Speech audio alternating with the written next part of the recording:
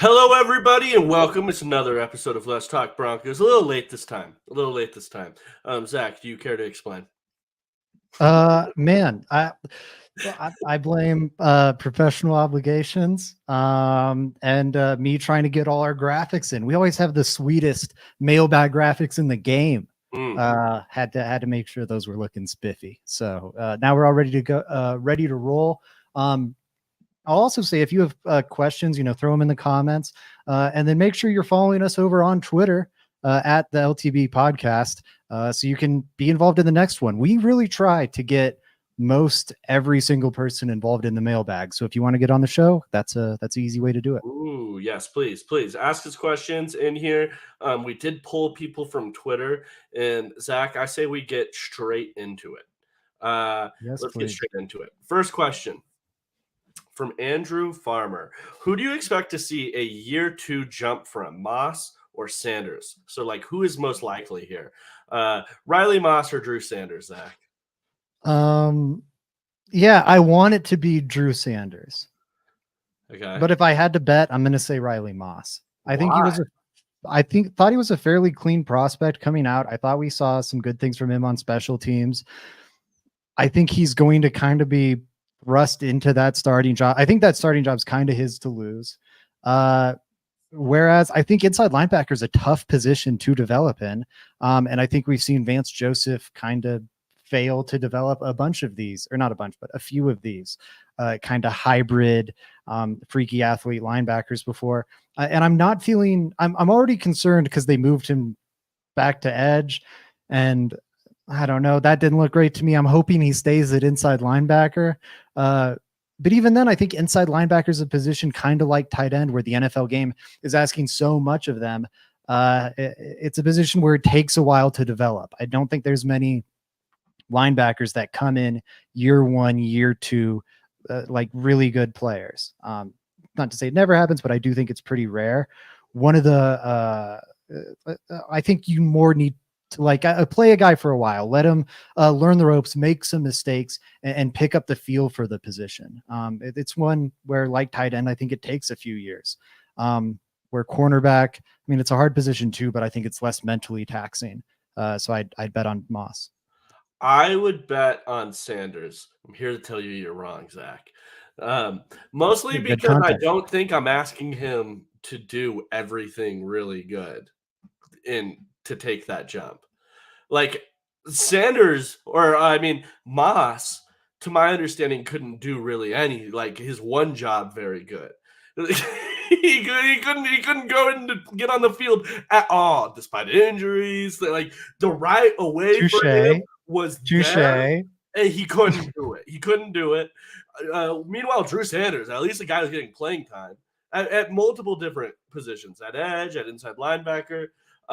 And I think, for him to take a year two jump and just be quality or okay, it's not that hard of a path considering his skill set. If he's good in these simulated blitz packages, if he sideline the sideline in the run, hey, I'll be happy.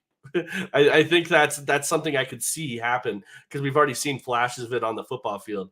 I haven't seen any flashes of Riley Moss, nothing, to convince me that he's a good NFL player or can even make a leap. We haven't seen it yet. So I'm going to go Drew Sanders.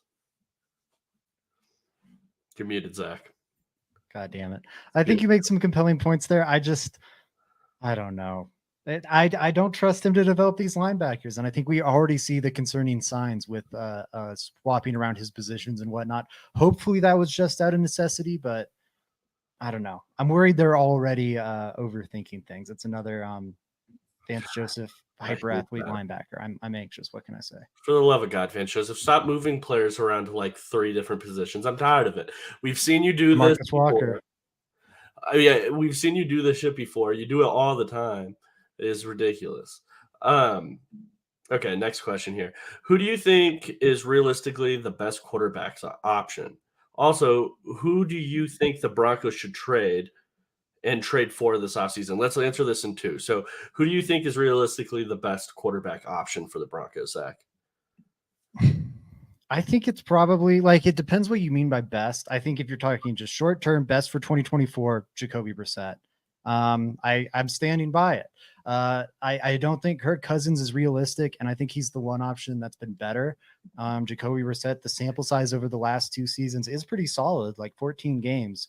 And I think he's better than anyone else that we would throw out there in this conversation. I don't know how much upside he has. I think he's a known commodity, but I think he's a known commodity somewhere between the 15th and the 25th best quarterback in the league. I think closer to like 15th than he is 25th. Again, if you look at just Washington's offense, the 2 weeks he started for or played for them this year, rather, didn't start for him, and the 12 he started for Cleveland. That's a top 10 offense. You combine them over one, it was a top 10 offense in Cleveland, but you combine the two, still a top 10 offense. And that's not just a product of a situation. That Washington offense is bottom 10 with Sam Howell. That Cleveland offense is bottom 10 with Deshaun Watson. And I think he could execute the Sean Payton stuff well. Lastly, he's realistic because he should be pretty cheap. He signed for $10 million on a 1-year deal last offseason, and then he didn't start a game. Again, that was coming off starting 11 and looking pretty good for the Cleveland Browns. It's hard for me to imagine his value has climbed since then. It's not out of the question, but I don't know. Maybe you can sign him for like 1 year, 7 mil, or 2 years, 14 mil. I think that's the best option on the table for the Broncos by a good margin. Also a good potential mentor, a bridge quarterback for a young guy that eventually takes over. I think you make some compelling points. I also want to throw out there that if you're listening on Twitter right now, there's a ton of you. Go over to YouTube. Let's talk Broncos. We're talking ball over here. Come chime in. I think Brissett. We'll answer your questions live on YouTube. So go over there. That's where we'll answer your questions. Joey dropped a link down below. Anyways, Joey, sorry. Indeed. And okay, so Brissett is a really interesting one. I think that might be the most compelling for me because one thing we've learned in this Russell Wilson era is that it's a lot easier to miss cheap than missing inexpensively or than missing very expensively. And this is kind of what that would be. I think that there are some options out there where there's a little more upside where maybe I could get something out of a player. And if we suck, we suck. There's some of those options. Sam Darnold comes to mind. Fields. Mac Jones comes to mind. Fields if you want to trade high pick for. I just don't think Mac Jones is. I question the Mac Jones upside, but I don't know why. We've already gone over this here on the podcast. Because when it's cold weather, you can only throw the ball 2 times in the entire game. Do you think his rookie season was pretty stellar? Yeah, but in that rookie season, when it became cold weather, they decided they could only throw the ball 2 times in the entire game.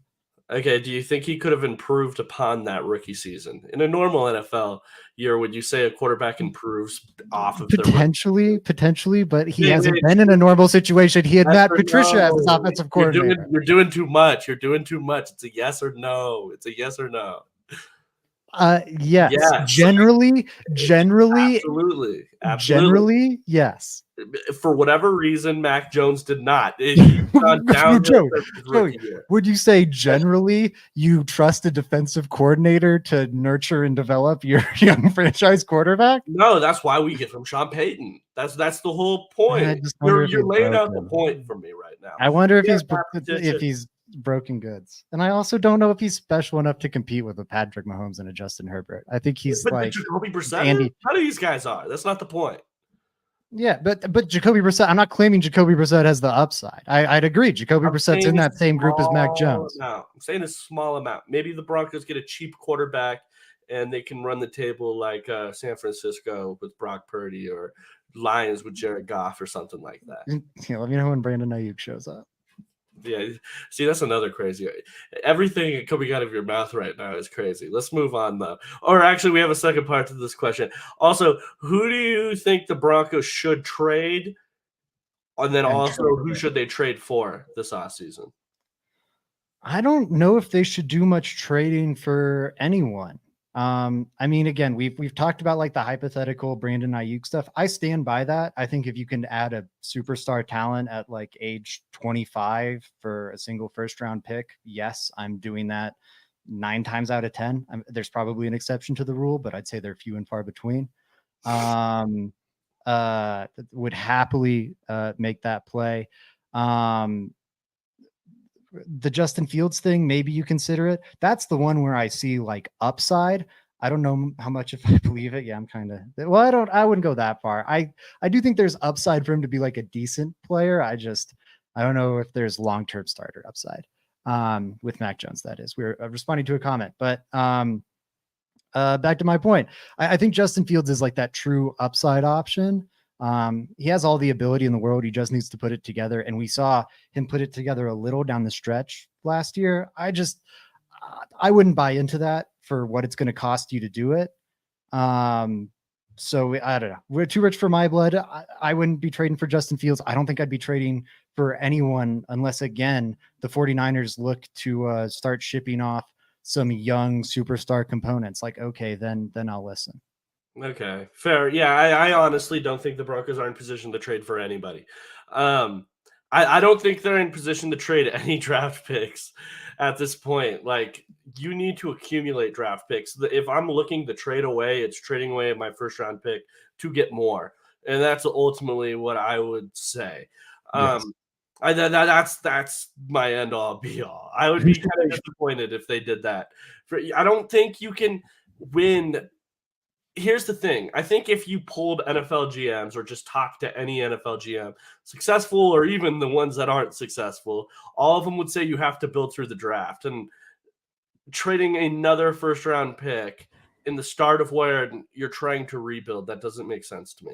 That seems backwards. In how many realities are you getting a better commodity with that first round pick? I think a small amount. Yeah, no, I mean, really, you think Ayuk is that special? I think he's a top 15 receiver in the league. And I think he's 25 and has all the physical talents in the world, has room to continue improving, and has continuously improved throughout his career. I do think I have some concerns about taking him away from San Francisco, but I think more likely than not, it looks like the AJ Brown trade. I mean, because I don't think it matters. Sorry, I don't think it matters whether or not you're like Super Bowl contending. Like, I think having an AJ Brown or a Tyreek Hill or whatever on your roster is worth it.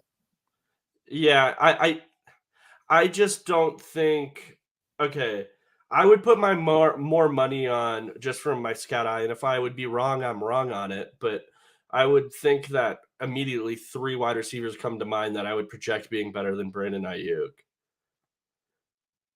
Ooh, Marvin Harrison Jr. Would you trade Brandon Ayuk for Marvin Harrison Jr. straight up? I don't. No.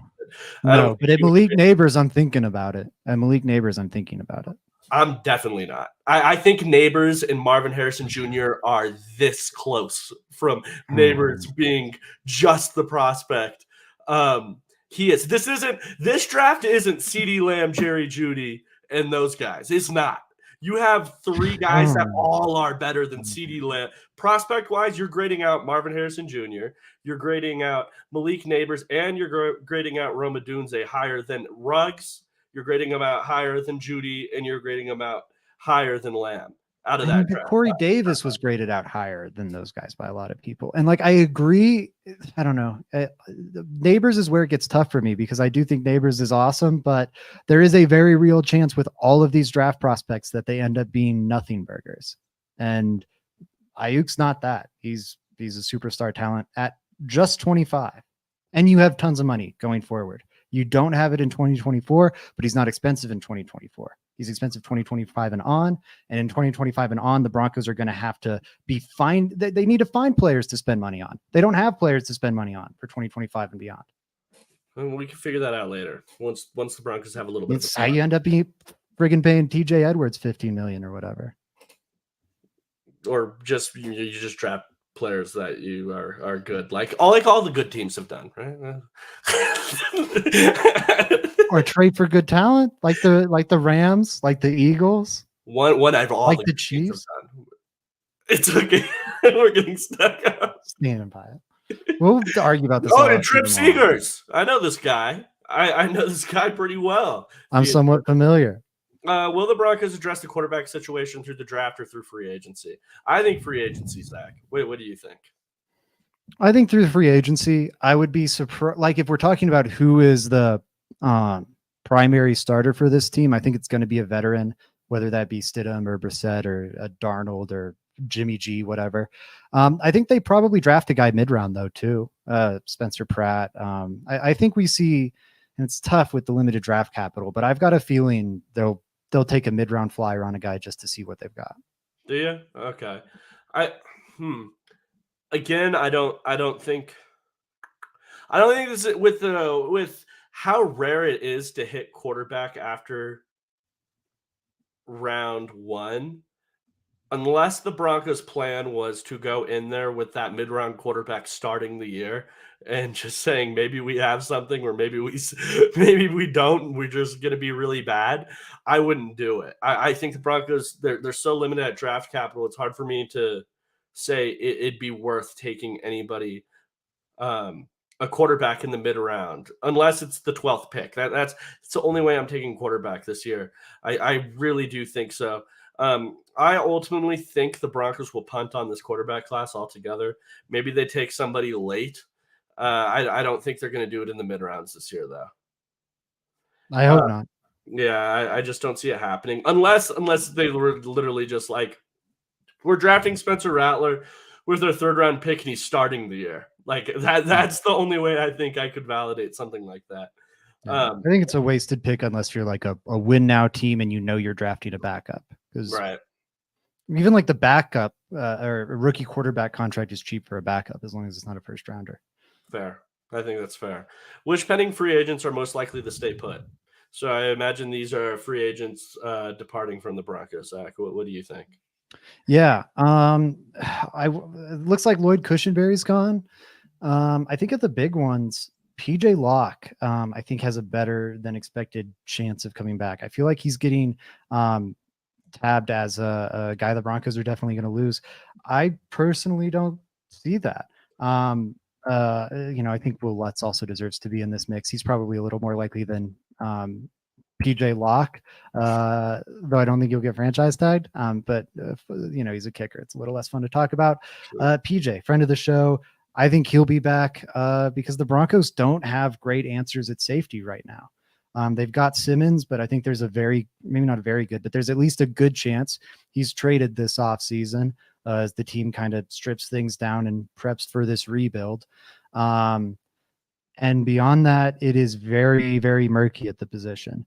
Caden Stearns is who I'm sure everyone is shouting out right now, but he's coming off a patellar tendon injury where the return rate for that is so bad. And it would be less concerning than a patellar injury. So I don't know. I think they've got maybe Justin Simmons at safety and like maybe De'Aaron Turner-Yell and JL Skinner. That's terrifying, going from a strength to like a glaring weakness. Also, I don't think PJ Locke should be too expensive. He played well, but I don't think anyone's backing up the Brinks truck for him. The Broncos are going to know him better than anyone else.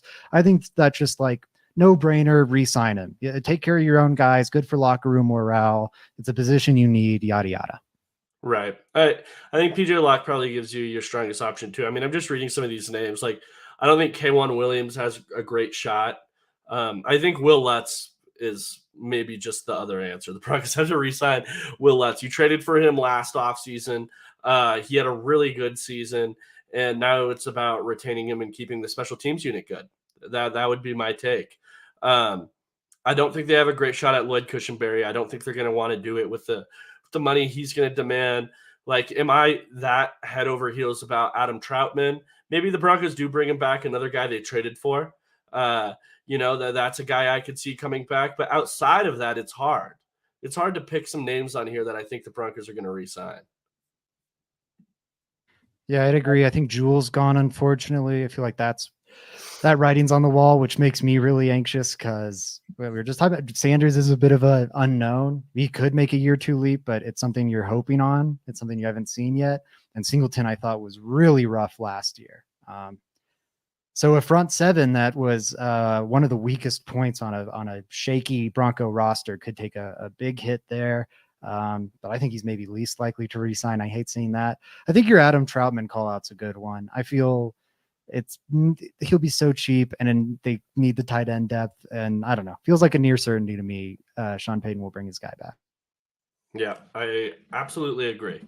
And then that brings us straight into the next one here. Another impending free agent, Lloyd Cushenberry. Who do you think is who do you think is the natural Cushenberry replacement? Forsythe, Wattenberg, or through free agency, or the draft? What do you think, Zach? I have a little bit of a take here, but I'm curious what you think. I believe in Alex Forsythe and Luke Wattenberg slightly more than I believe in Santa Claus. I just do not see either of these guys coming in and taking over as the starting center moving forward. I think they're like the late round draft picks that the fan base will go, oh, well, he's a backup now, and we'll develop him into a starter down the road. And that just happens so rarely. I don't know. I think maybe they both stick around as rotational backups. Wattenberg more at guard, Forsythe at center. But I don't think you can pencil either of those guys into the starting job. I think if they end up starting, it's a pleasant surprise. Like they just stole the show at camp or something.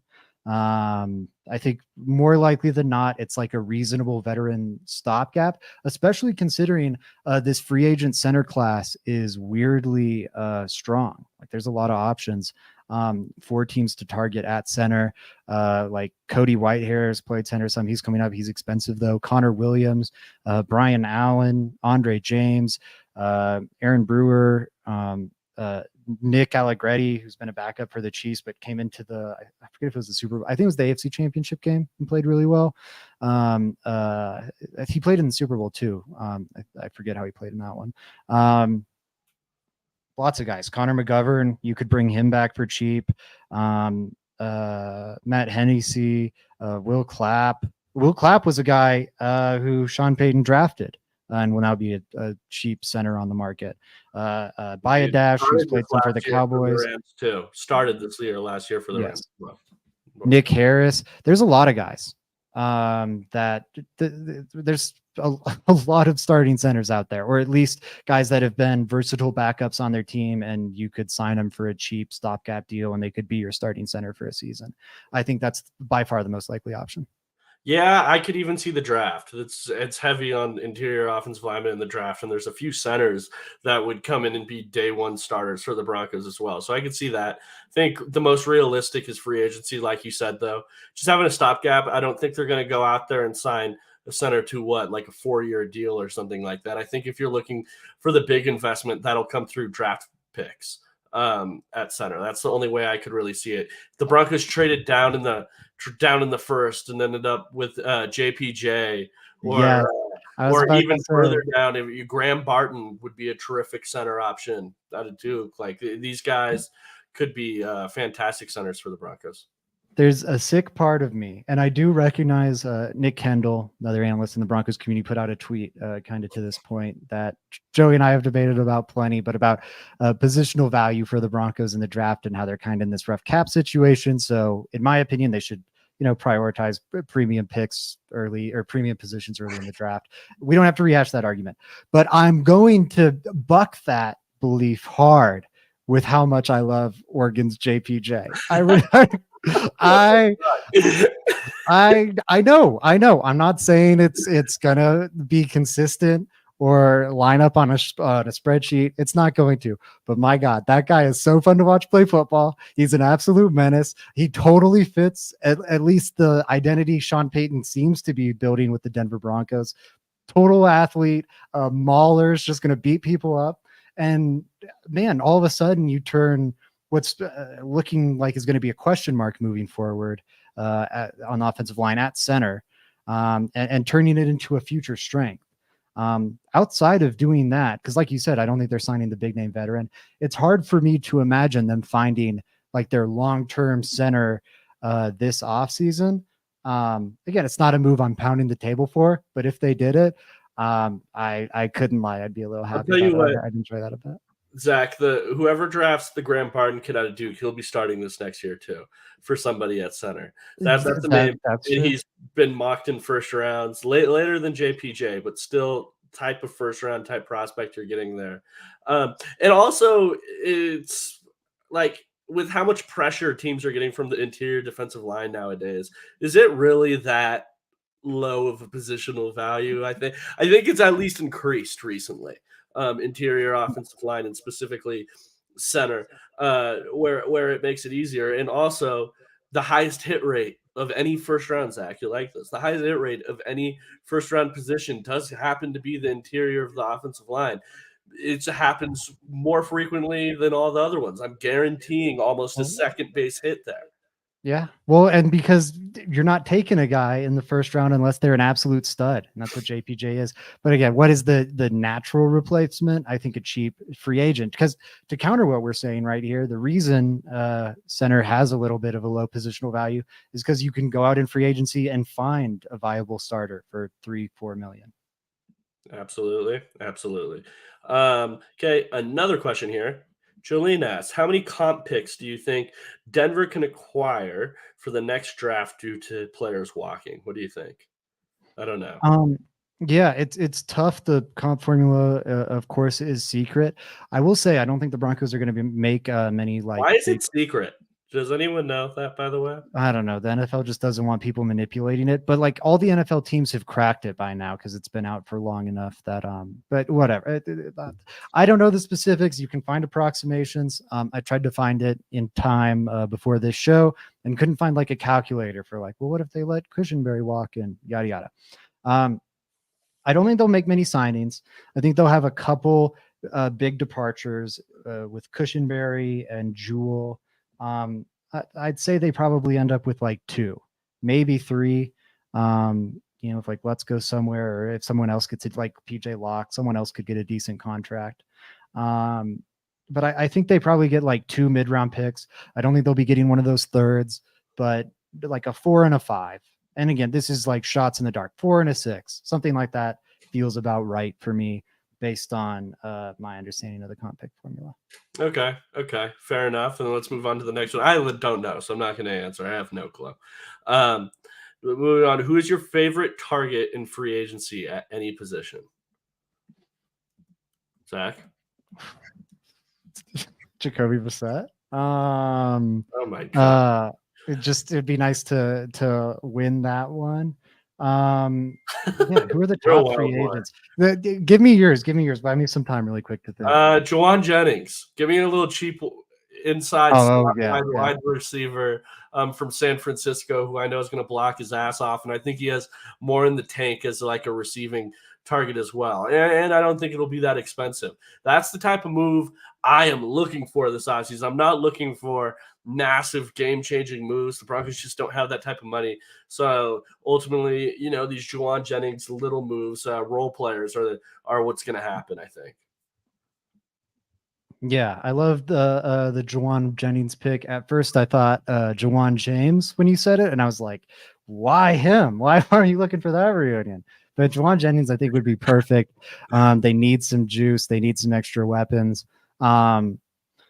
A lot of the guys I like, I don't think are realistic. Like I think L'Jarius Sneed is going to be awesome. I think the Chiefs probably bring him back. Yeah, exactly. In the Broncos price range, DJ Reader would be, if we just had unlimited money. That's a name I would throw out there. If I could seal up my interior defensive line with one free agent move, a guy that could play nose for the Broncos and really shore up that run defense. What do you think about like a Bryce Huff? I wonder if he signs for like way too much money, but he'd be one that interests me kind of in like a Shaq Barrett way, where you've seen him in a rotational role for this team and he's been in ace, like advanced metrics, and you have to bring down the snap minimums because again, he's a rotational player. But if you bring the snap minimums low enough, they would tell you Bryce Huff is a top 10 pass rusher over the last 2 seasons in the NFL, top 5, top 10 pass rusher, which is insane. But it's definitely a gamble. It's a big projection, but maybe you end up like the Bucks and hitting on a Shaq Barrett for relatively cheap. That would be one that would raise my eyebrows on. That would be amazing. Zach, did you know Jonathan Harris of the Denver Broncos only played 20 less snaps than DJ Reader? And there is the issue for the Broncos. Yeah. Defense right there. I'm just Yeah. looking at the free agent list right now, and that popped up. I was like, whoa. I'll throw another out there, Andrew Van Ginkel.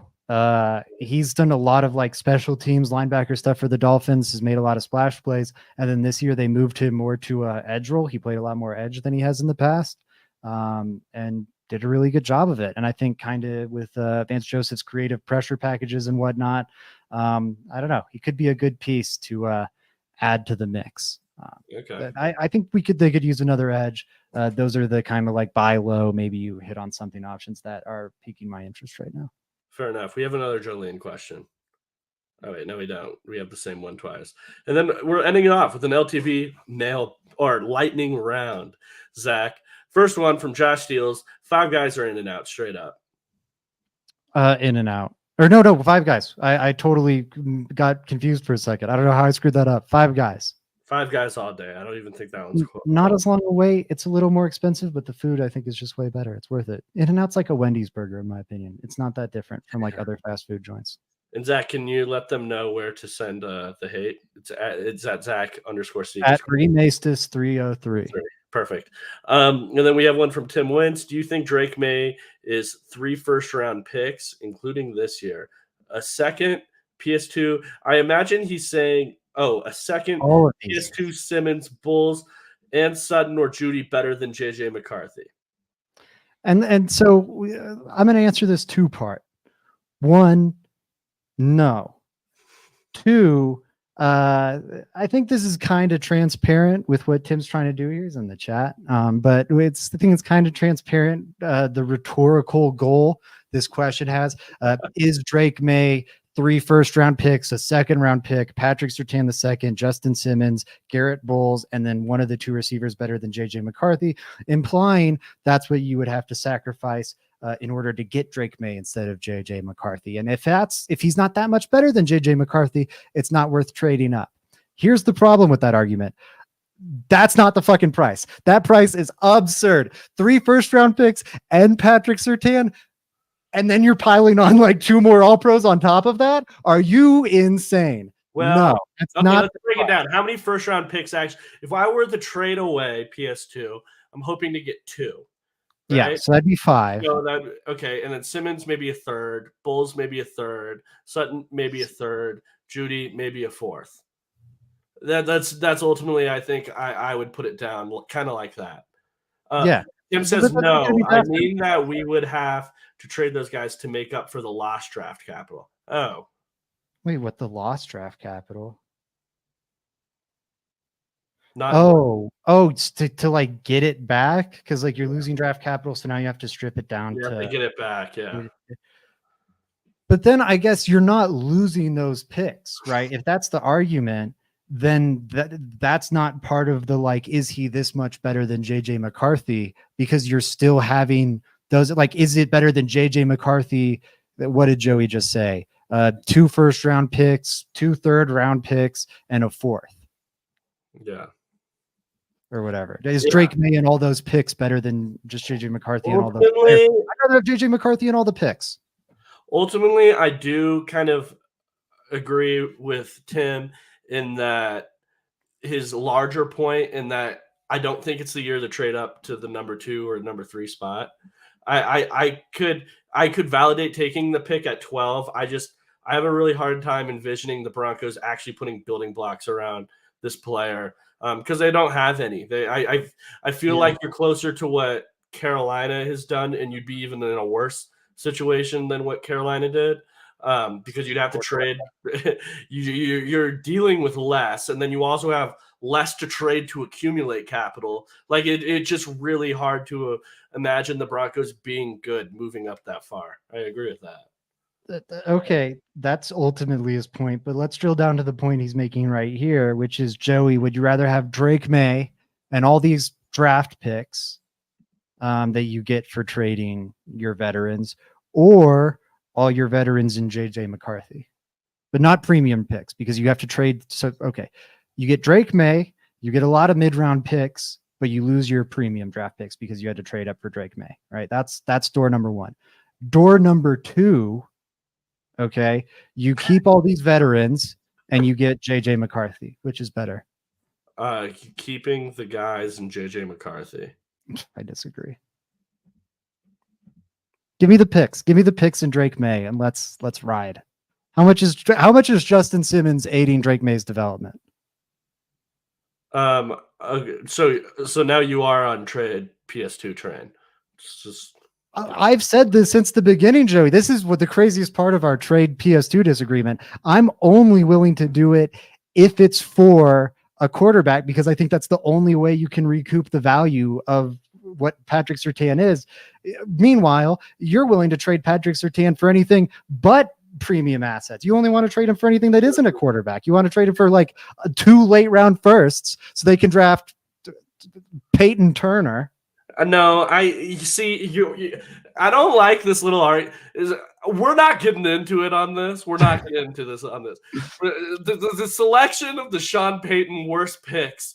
He's like, what about the last 2 years ones? Okay, but let's literally look at 3, 4th, 5th, 6th, 7th year back first round pick. This is a conversation people don't even know what we're talking about. The last question here. Joey's got to get those Peyton Turner picks. Who wins in a cage match? Zach or Nathaniel Hackett or Sean Payton? I think it's like a gruesome Sean Payton victory. I think it's fairly quick. I think he like rips out Nathaniel Hackett's jugular with his teeth. Like, I think it is gruesome, bloody, and fast. I think Sean Payton is not, following any rules of combat. He is there to win. And I think Nathaniel Hackett almost became like professional party dancer. Like, he's just kind of a goofy clown boy. And I think Sean Payton would take care of him fast. And I don't think Nathaniel Hackett's like the peak of physical fitness. I personally, all that little cheerleading stuff Nathaniel Hackett does, that's not working in the cage match. That's No. what's not going to happen. And that's what we don't care about. It's not going to go in there. I remember the report that came out. I never figured out if it was true or not, but the report literally read that Melvin Gordon held a meeting with Nathaniel Hackett. Next week he was starting. It was unbelievable. I don't think that Nathaniel Hackett's going into this cage match with the W. I have Sean Payton and just his overall aggressiveness in this. Zach, do you have anything else you want to get off your chest before we close out of here? Any more disrespect to throw on my name? Two really little things. Tim saying, you got to remember that Sean's much older than Nate.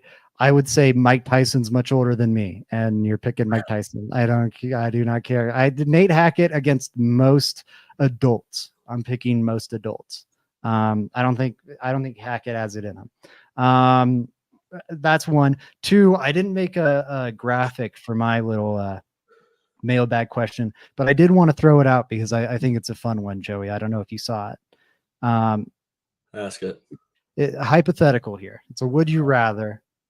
Okay. Option number one. I'm curious what the viewers think too. Leave a comment. I'm curious. Option number one. Okay.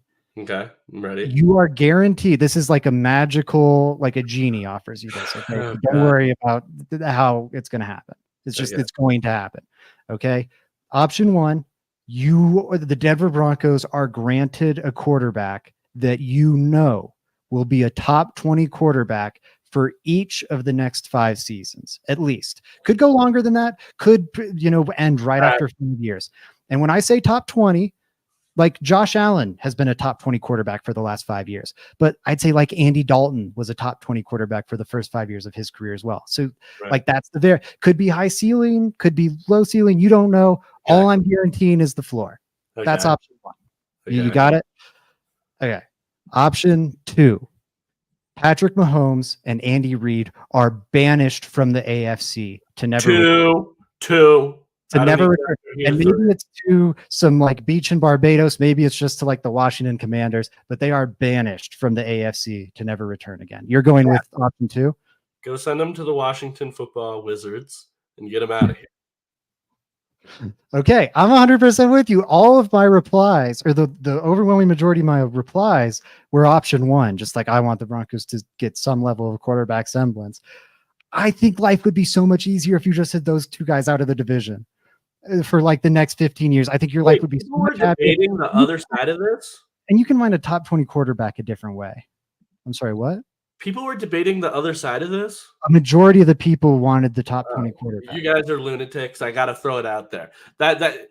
Guys, I'm here to say, yes, that makes the job so much easier. The Broncos could find it. And then a lot of this finding a quarterback thing is luck. I feel like people don't really engage in that thought much. And there's a great shot the Chiefs have to do what the Broncos have been doing since Manning left. Like, that's a shot of that happening. If the Chiefs aren't just going to go out there and find another guy, it makes the division so much easier. You take Mahomes out, now all we have to worry about is Herbert and the Chargers. Man, and the Chargers keep finding a way to screw up. That's their thing. So I'm taking Mahomes and Reed. Get them the hell up out of here. We're packing their bags. I'll pack their bags for them. Yeah, agreed. I would wow. It would make the Chargers can't figure things out with Justin Herbert. Like, I think even taking Andy Reid away, though I think Patrick Mahomes is pretty special. But if you take both of them away, yeah, the Chiefs went 50 years without a Super Bowl. Yeah. Like, appearance. They went 50 years without a Super Bowl appearance. They went like 30 without a playoff win.